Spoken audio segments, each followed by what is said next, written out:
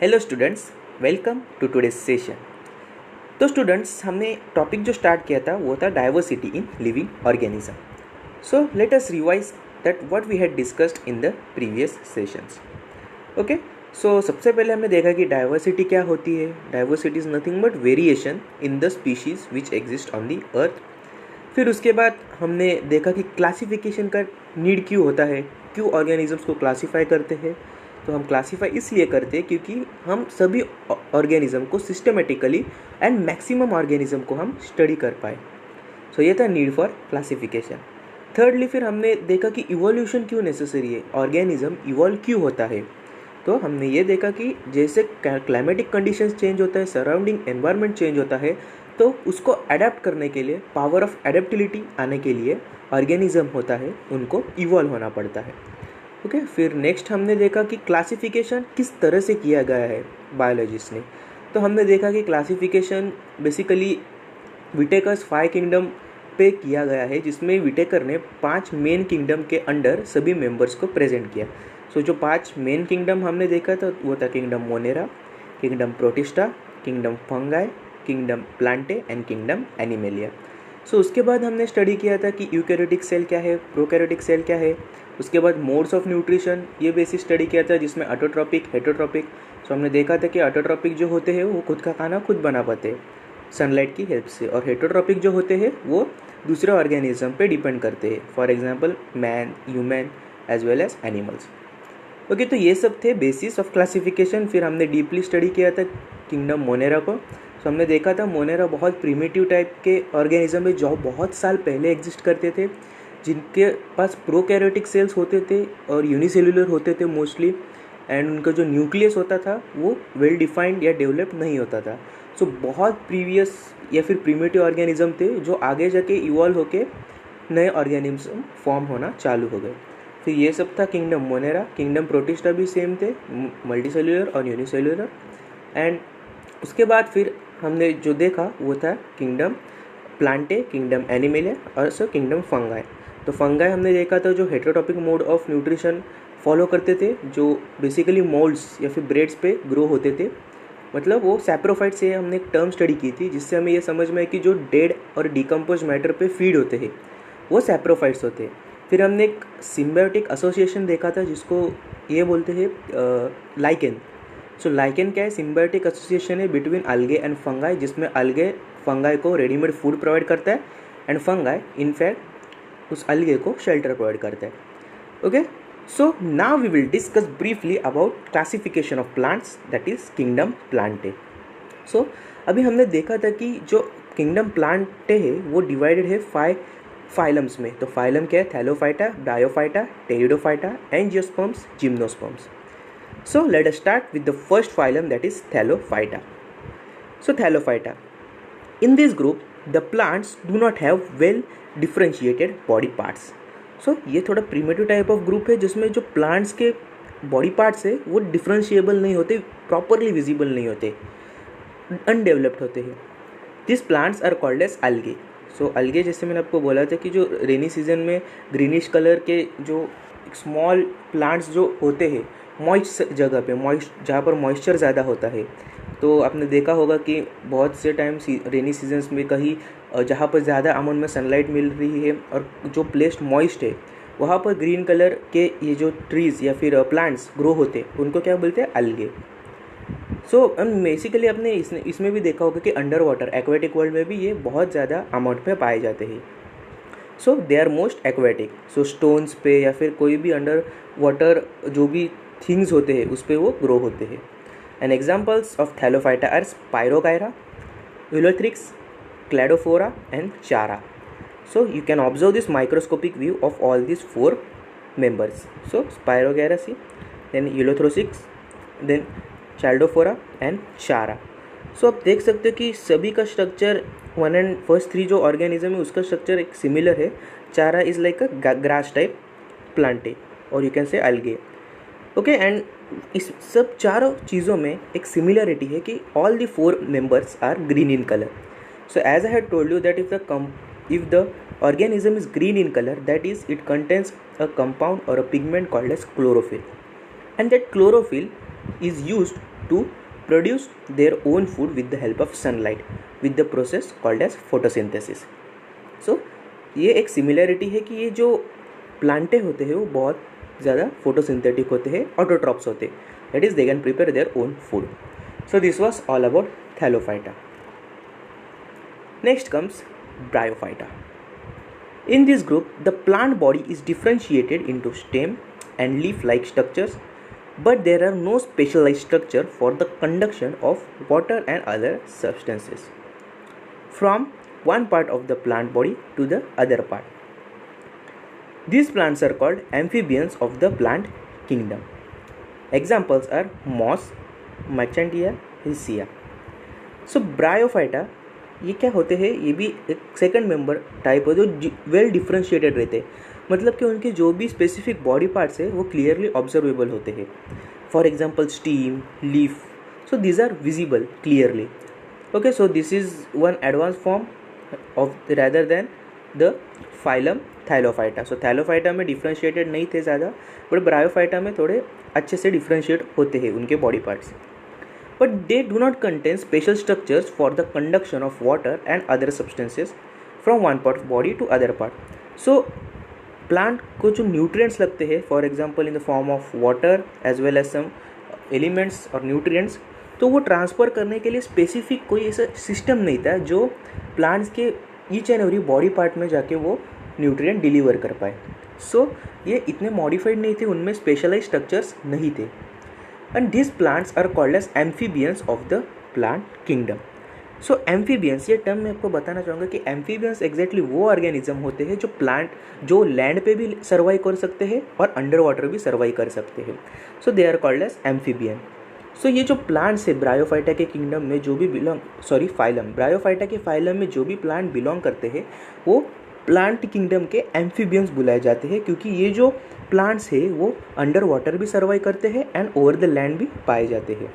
Okay, सो जो amphibian term है वो हम किंगडम एनिमिलिया में डीप में सीखेंगे कि एग्जैक्टली एम्फीबियंस क्या होते हैं, बट प्लांट किंगडम में ब्रायोफाइटा को एम्फीबियंस कहा जाता है. So remember this term, this can be asked in the exam. Examples are moss which is also called Funaria, Marchantia, Riccia. So you can see this. So ये जो plant, ये अभी land पे एक प्लांट है मैचेंटिया, रिसिया ये वाटर में भी सर्वाइव करता है, and moss. So these are nothing but their examples. So remember, they are the amphibians of plant kingdom. Next comes Pteridophyta. So this P is silent, so read it as Pteridophyta. In this group, the plant body is differentiated into roots, stems and leaves. So इस Pteridophyta phylum में जो भी plant body है वो एकदम perfect form में visible and distinguishable है. That is in roots, stems and leaves, ये बहुत क्लियरली ऑब्जर्वेबल है. And has vascular tissue for conducting water and other substances from one part of the body to the other part of the plant body. So ये जो phylum में members belong करते हैं इनमें vascular tissues होते हैं. सो vascular tissues क्या है, उसको वैस्कुलर बंडल्स भी बोलते हैं. सो क्या होते हैं, वो एक नेटवर्क होते हैं बहुत सारे टिश्यूज़ का, जिनमें एक टिश्यू से वाटर प्रोवाइड किया जाता है और एक टिश्यू से फूड मटेरियल प्रोवाइड किया जाता है, each and every part of the plant. So ये वेल डिफ्रेंशिएटेड टिश्यूज़ होते हैं. For extra knowledge I will just tell that कि जो टिश्यू प्लांट्स के बॉडी में वाटर पहुंचाता है, पानी पहुंचाता है, उनको बोलते हैं xylem. And the tissues which provide food substances to all the parts of the plant is called as phloem. So the vascular tissues consist of xylem and phloem. So these two tissues are responsible for the transportation of water as well as minerals to each and every parts of the plants. So आपने देखा होगा कि हर एक member पहले वाले member से advance होते जाता है, इवॉल्व होते जाते हैं या फिर अपग्रेड होते जाता है. सबसे पहले हमने देखा थैलोफाइटा, उनमें तो सेल्स, उनमें जो बॉडी पार्ट्स थे वो बिल्कुल डिफरेंशिएबल नहीं थे.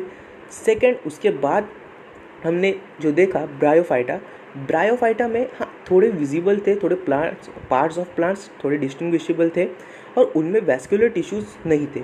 फिर थर्ड जो हमने फाइलम देखा टेरिडोफाइटा, उनमें सभी body parts of the plants are well distinguishable, they are well visible. And उनमें वैस्कुलर टिश्यूज होते हैं जो वाटर एंड मिनरल्स को प्लांट्स के हर एक बॉडी पार्ट्स में पहुंचाते हैं. So this classification also lets you know that the organisms are evolving time to time. Okay, so this is an important observation you should make through this chapter. Example is ferns, Masselia. So these are the diagrammatic representation how they appear. So Masselia आप देख सकते हो, it appears like a flower, and ferns, okay, so this is how they appear. So let's move forward. So next phylum before us is gymnosperms, which is also called cryptogams. So don't be confused in exam. The question can be asked in the form of gymnosperms too या फिर cryptogams too. Cryptogams and gymnosperm both are the same, so don't be confused. The plants of this group bear naked seeds. Naked seeds मतलब seeds उनके visible होते हैं. Gymno means naked and sperma means seed. So gymno क्या होता है? Naked मतलब visible होता है, और sperma means seed. They are usually perennial, evergreen and woody. So यहाँ पर 3 टर्म्स डिस्क्राइब करते हैं जो है perennial, evergreen and woody. So perennial term हमें ये बताता है कि जो भी प्लांट है it remains green throughout the year. तो पूरे ईयर में ये जो ट्री रहता है वो एवरग्रीन रहता है एंड वो पीरियडिकली रेनफॉल रिसीव करता रहता है. एवरग्रीन तो आपको पता है कि greenish in colour, that is they carry out the process of photosynthesis. And woody, तो वुडी समटाइम्स तब हो जाता है जब अपने जो भी सब पत्ते हैं प्लांट के वो झड़ देता है. तो एक स्पेसिफिक टाइम पे वो जो फाइलम के प्लांट्स बिलोंग करते हैं वो क्या करते हैं, वो they shed their old leaves so they can produce new one. So उस टाइम पे ये वुडी बन जाते हैं, मतलब प्लांट्स के जो वुड पार्ट्स रहते हैं, फॉर एग्जांपल स्टेम्स, ब्रांचेस, तो वो हमें दिखाई देते हैं. सो कभी कभी वो वुडी भी पाए जाते हैं. एग्जाम्पल आर पाइन्स और साइकस. सो आपने देखा ये साइकस का ट्रीज है, ये यूजुअली ऑब्जर्व रहता है. And pines, so pines thorny like structures होते हैं. सो आपने कभी देखा होगा कि कोई प्लांट के सिर्फ स्टेम और ब्रांचेस ही विजिबल होते हैं, not a single leaf is present on it, and that stem contents of some kind of thorny substance. So thorns होते हैं जो बेसिकली पाइन्स, और पूरे ट्री को क्या बोलते हैं? Pine tree.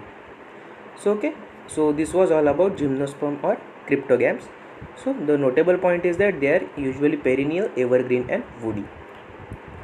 Moving further, angiosperms. So angiosperm is called as phanerogams. Gymnosperms were called as cryptogams. So remember this. The plants of these groups bears covered seeds. Angio means covered, sperma means seed. So first difference हमें gymnosperm और angiosperm में ये मिला कि gymnosperms के जो seeds थे वो अनकवर्ड थे, विजिबल थे या नेकेड थे. एंजियोस्पर्म्स के जो सीड्स होते हैं वो कवर्ड रहते हैं. They are also called flowering plants. So angiosperms को flowering plants बोलते हैं because they bear flowers. The plant embryo in the seed have cotyledons.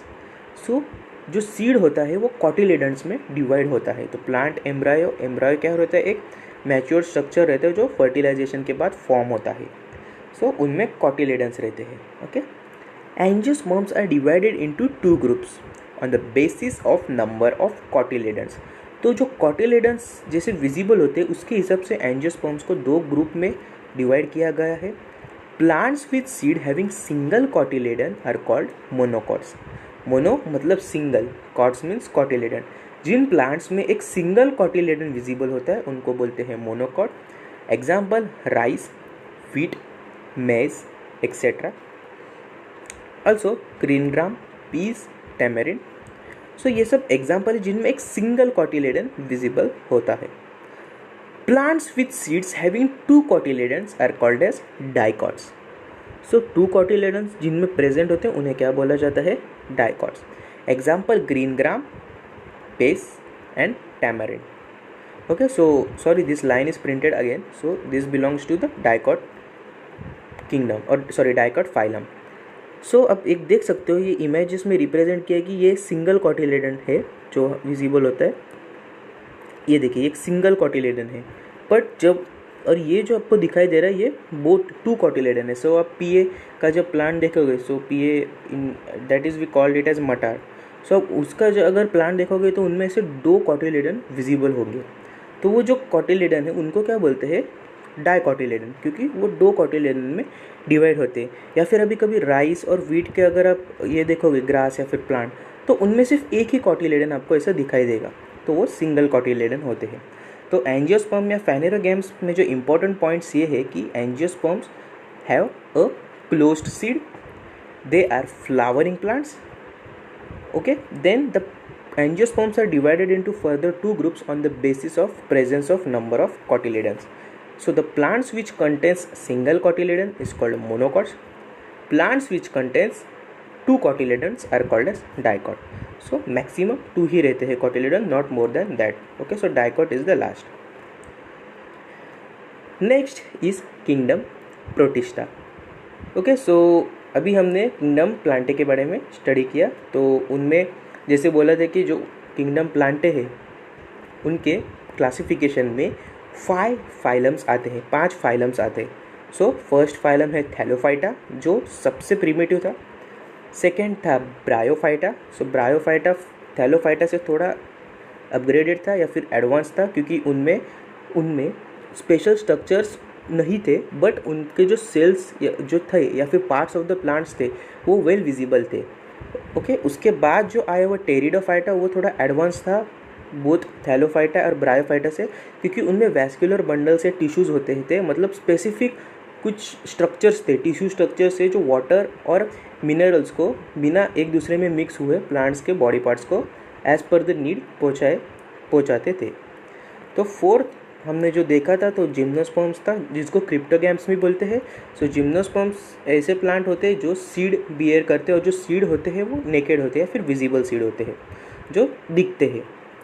और उसकी कैरेक्टरिस्टिक थी कि वो पेरिनियल, एवरग्रीन और वुडी भी होते थे। सो एग्जाम्पल्स थे पाइन्स एंड साइकस। फिर उसके बाद हमने पढ़ा एंजियोस्पर्म्स, जिनको पैनेरोगैम्स भी बोलते हैं। एंड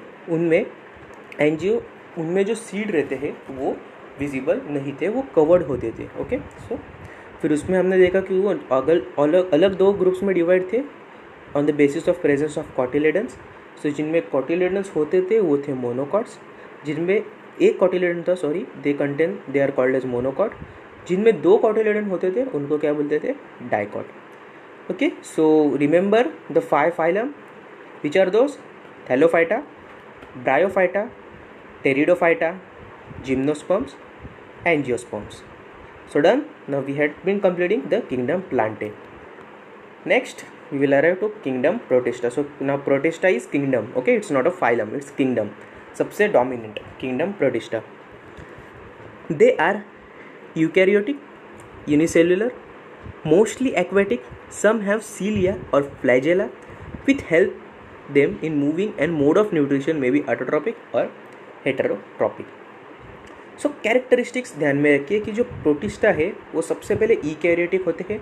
यूकैरियोटिक वो ऑर्गेनिज्म होते हैं जिनमें एक वेल डिफाइंड न्यूक्लियस होता है, जिनमें बहुत सारे सेल ऑर्गेनेलिस प्रेजेंट है, जैसे माइटोकॉन्ड्रिया, सेंट्रियोल्स, फिर न्यूक्लियस, फिर वैक्यूल्स, फिर गोल्गी एपरेटस। सो ये जो भी ऑर्गेनेलिस है वो क्या करते हैं, हर एक ऑर्गेनेलिस स्पेसिफिक फंक्शन परफॉर्म करते हैं।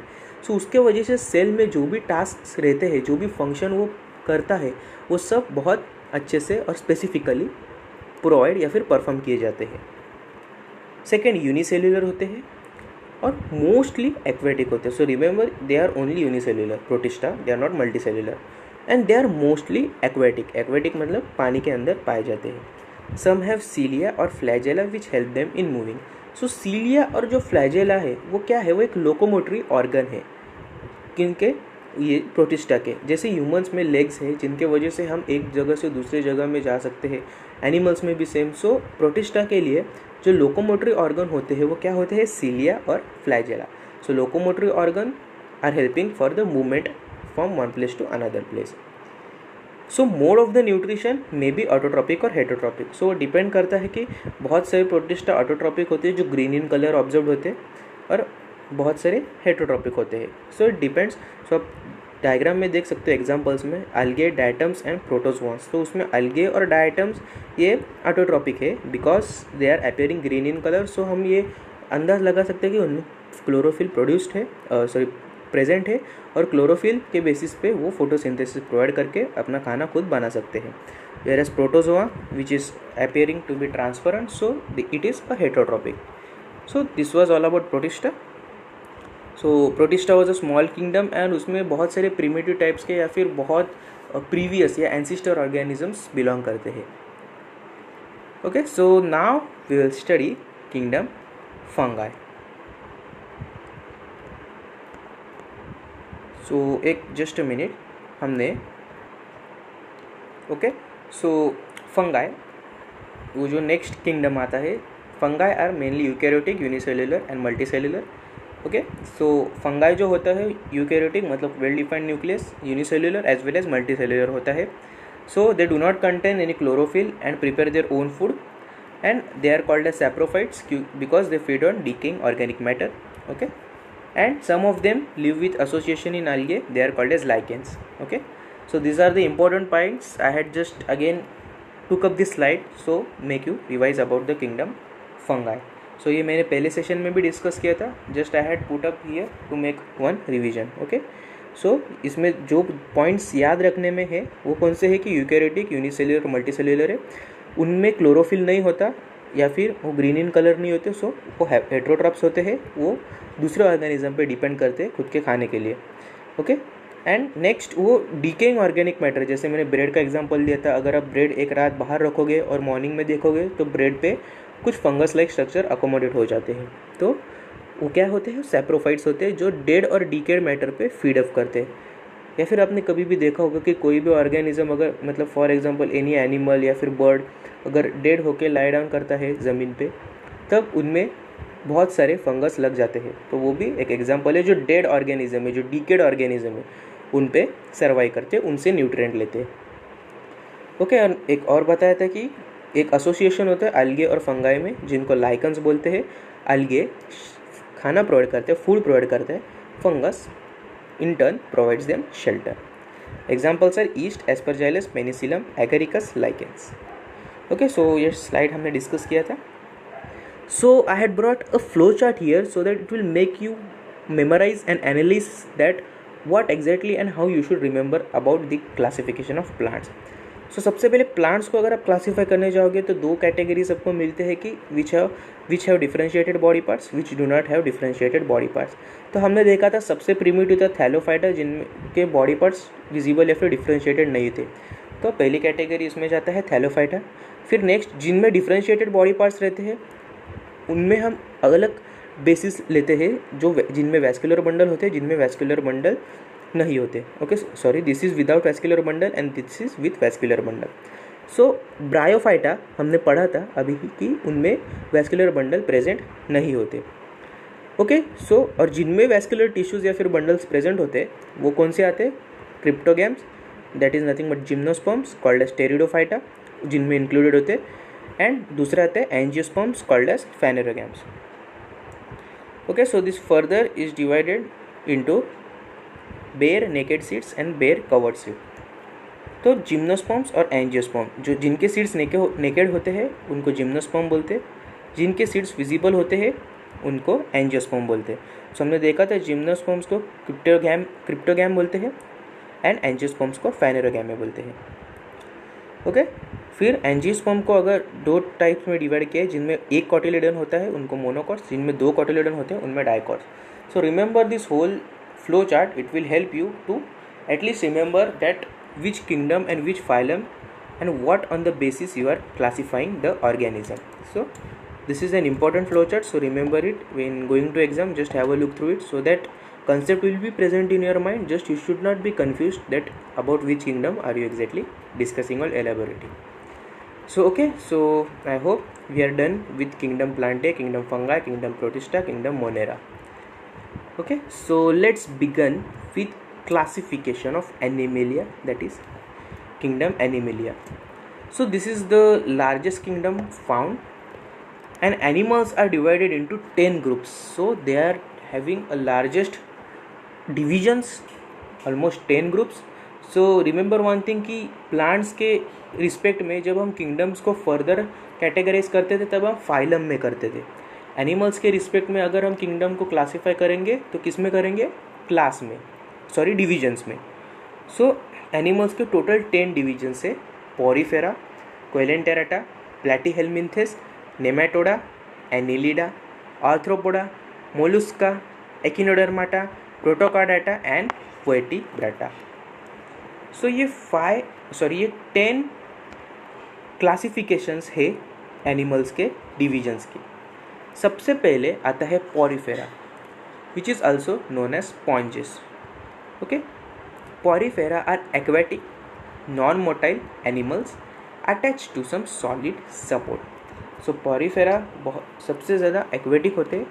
They are non motile animals, that is they cannot move, they are stationary to a fixed position and वो हमेशा किसी सॉलिड का सपोर्ट लेके उस पर अटैच्ड होते हैं. सो ये जो पॉरीफेरा रहते हैं वो बहुत deep inside the earth present रहते हैं. तो जहाँ पर लाइट भी नहीं पहुँच सकती उस रीजन में ये प्रेजेंट रहते हैं. So you can see this in this diagram that they are yellowish in colour, they do not colour contain pigment called chlorophyll. So इससे मैं समझ में आते हैं कि ये ऑटोट्रॉपिक नहीं होते, they are heterotrophic. They have pores all over the body forming a canal system which helps to circulate water and bring food and oxygen. So ये नेम जो है Porifera, pori which means pores, consisting of pores, तो उन्हें sponges भी बोला जाता है. Now imagine a sponge. तो जब आप स्पंज देखते हो तो उनमें बहुत सारे टाइनी पोर्स होते हैं, होल्स होते हैं. तब आप कभी भी स्पंज को अगर पानी में डालोगे तो स्पंज का जो मास है, वेट है, वो इंक्रीज हो जाएगा. क्यों? क्योंकि वो जो स्पंज के पोर्स होते हैं वो पोर्स में वाटर एब्जॉर्ब हो जाता है, वाटर एक्यूमुलेट हो जाता है, जिसके वजह से स्पंज का जो वेट है वो बढ़ जाता है एंड जो भी वाटर है वो यूनिफॉर्मली पूरे स्पंज में एब्जॉर्ब हो जाता है. Similar is the case of this Porifera. तो पॉरीफेरा बेसिकली एनिमल है जिनमें ऐसे देख सकते हो डायग्राम में कि होल्स प्रेजेंट रहते हैं. तो क्या करते हैं, अंडर एक्वेटिक रहते हैं तो कंटिन्यूसली उनको वाटर सप्लाई रहता है. तो जो पोर्स रहते हैं उसके थ्रू वाटर है उनके अंदर पेनिट्रेट करता है और पूरे बॉडी में सप्लाई होता है. Along with water they circulate food as well as oxygen because they are consisting of pores. They have a hard outer skeleton and do not have any tissue. So ये जो outer skeleton या फिर covering है वो बहुत hard होती है और दे do not contains any tissue.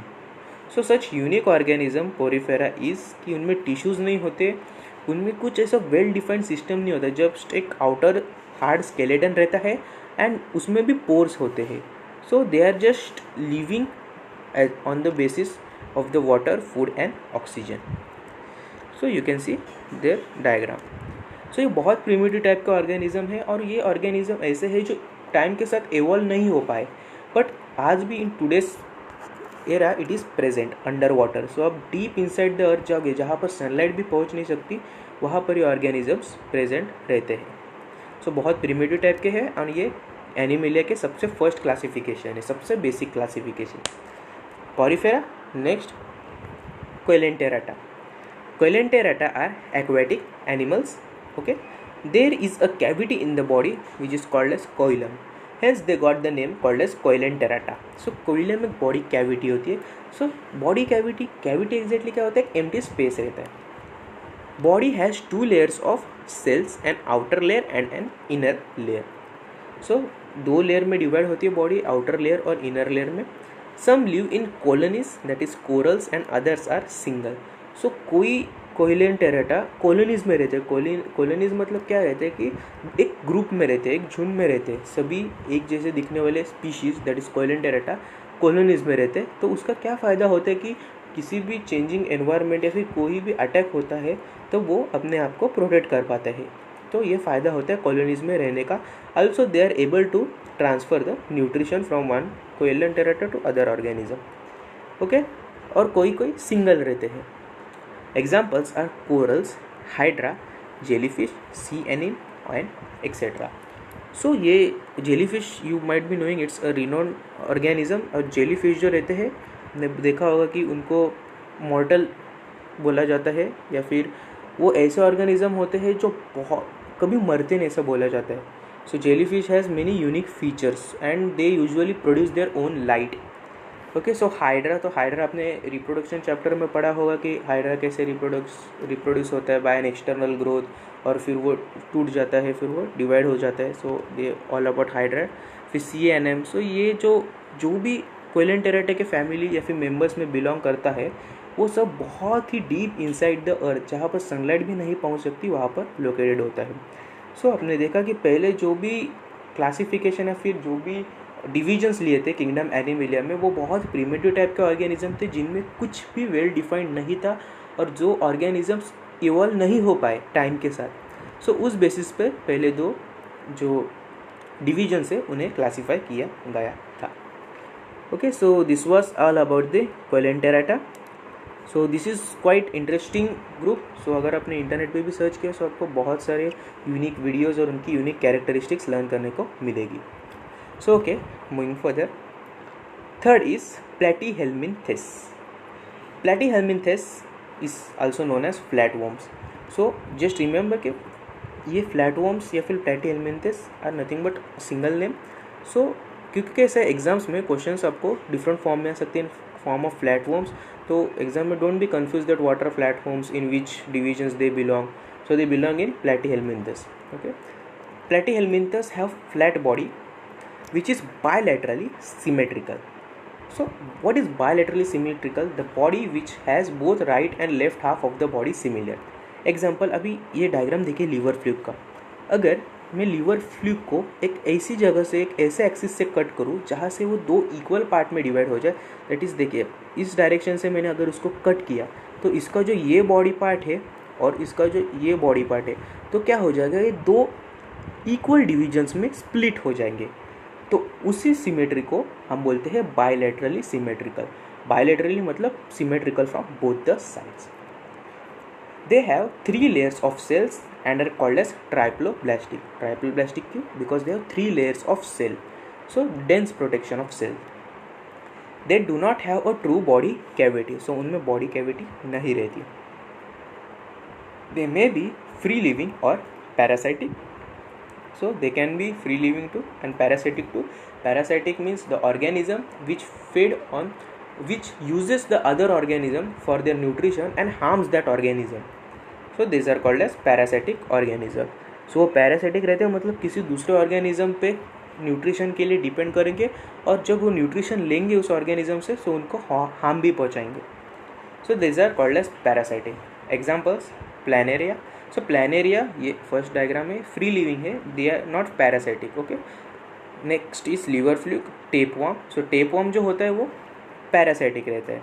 Okay, सो ये क्या करता है, ये दूसरे ऑर्गेनिज्म मतलब होस्ट बोलते हैं, जो बॉडी जिनसे वो न्यूट्रिशन लेते हैं उनको होस्ट बॉडी बोलते हैं. तो वो होस्ट बॉडी में जाता है, अपनी न्यूट्रिशन लेता है एंड इनडायरेक्टली जो होस्ट बॉडी रहते हैं उनको डिसीजेस कॉज करता है. Okay, so what are the characteristics of Platyhelminthes? They are bilaterally symmetrical from both sides. They have 3 layers of cell, that is triploblastic. They do not have body cavity. They are free living or parasitic. And write 2 to 3 examples. So okay, thorough with this kingdom. So we had been discussing 3 kingdoms. That is, sorry, it's divisions, not kingdom. Kingdom is Animalia. And ये division से वो Animalia के under belong करते हैं. So first division जो हमने study किया था वो पोरीफेरा था, made up of pores. Second हमने जो स्टडी किया था, सो लेट अस सी, सबसे पहले हमने जो स्टडी किया था वो पोरीफेरा था. जो स्पॉन्जेस था वो एक्वेटिक होते हैं और एक सॉलिड सपोर्ट को अटैच होते हैं. पूरी बॉडी में पोर्स होते हैं और ये पोर्स के वजह से न्यूट्रिशन, वाटर, ऑक्सीजन जो भी गैसेस है वो एक जगह से दूसरी जगह पे बॉडी के अंदर ट्रैवल होते हैं. फिर उनकी जो आउटर स्केलेटन होती है वो बहुत हार्ड होती है और उनमें टिश्यूज़ नहीं रहते. Okay, so this was all about porifera. Some examples are spongilla and sycon. Next हमने क्या पढ़ा था, कोइलेंटेरेटा. कोइलेंटेरेटा क्या होते हैं, एक्वेटिक होते हैं. उनमें उनके बॉडीज़ में कैविटी होते हैं. Cavity is also called as coelomic cavity और कोइलम कैविटी. उनमें क्या होता है, कोइलेमिक फ्लूइड फील्ड होता है. So is nothing but a nutritious fluid which helps in body development. Body has 2 layers of cell. तो बॉडी में 2 सेल के लेयर होते हैं, आउटर लेयर और inner layer. Some lives in colonies and others are single. So जैसे मैंने बोला था कि कॉलोनीज मतलब बहुत सारे अदर ऑर्गेनिजम्स एक साथ आके रहते हैं एक ही जगह पे, या फिर कोई कोई ऑर्गेनिजम्स ऐसे इंडिविजुअली ऑक्यूपाई करते हैं. Examples are corals, hydra, jellyfish. तो ये देख सकते हो ये जेलीफिश यहाँ पर एक कॉलोनीज में रह रहे हैं, मतलब बहुत सारे जेलीफिश एक साथ एक ही जगह पर सर्वाइव कर रहे हैं. ओके, सो ये बेनिफिशियल होते हैं पूरे हर एक स्पीशीज़ को. फिर लास्ट हमने जो लास्ट नहीं बट आज के सेशन के लिए जो लास्ट डिवीजन हमने डिस्कस किया था वो था प्लैटीहेल्मिन्थिस. और प्लैटीहेल्मिन्थिस को फ्लैट वॉर्म्स भी बोलते हैं. Remember this point, they are also known as flat worms because of their appearance. Basically तो वॉर्म्स के टाइप की तरह अपीयर होते हैं, जैसे आप देख सकते हो टेप वॉर्म, बहुत लेंथी स्ट्रक्चर होता है एंड सेगमेंटेड बॉडी रहती है. Planaria, liver fluke. Okay, so उसका जो इंपॉर्टेंट पॉइंट था कि बायलैटरली सिमेट्रिकल, किसी एक जगह से अगर आप उसको टीयर करोगे या फिर कट ऑफ करोगे तो वो 2 इक्वल पार्ट्स में डिवाइड हो जाएगा. नेक्स्ट हमने देखा था कि उनके बॉडीज़ में 3 लेयर्स होते हैं. अभी इसके पहले का जो ग्रुप था कोइलेंटेरेटा, उनमें 2 लेयर थे, outer layer and inner layer. But अभी प्लैटीहेल्मिन्थिस उनसे थोड़ा मॉडिफाइड था, तो उनमें 3 लेयर्स थे जिनको ट्राइपलब्लास्टिक बोलते हैं. दे do not have body cavity. So body cavity नहीं था तो कोई भी फ्लूइड उसमें कैविटी में नहीं होगा. दे मे बी फ्री लिविंग और पैरासिटिक. सो फ्री लिविंग भी हो सकते हैं जो नॉन पैरासिटिक या फिर नॉन हार्मफुल होते हैं, और कोई कोई पैरासिटिक रहते हैं जो होस्ट के बॉडी में जाते हैं, उनसे ही न्यूट्रिशन ऑब्जर्व करते हैं एंड उनके बॉडी को डैमेज करते, डिस्ट्रॉय करते हैं. सो उनके एग्जाम्पल्स थे planaria, liver fluke, tapeworm etcetera. Okay, so we had been discussing about some parts of kingdom Plantae, then we had discussed about kingdom Protista, kingdom Fungi, and at last we had covered the 3 divisions of kingdom Animalia, which is Porifera, Coelenterata and Platyhelminthes. So almost 10 divisions are there. We had covered 3, so remaining 7 we will cover in the next upcoming sessions. I hope I am clear till this. Thank you, have a nice day. अगर आपको कोई doubt है तो comment box में comment कीजिए, so that I will get up to you. Okay, thanks a lot, take care.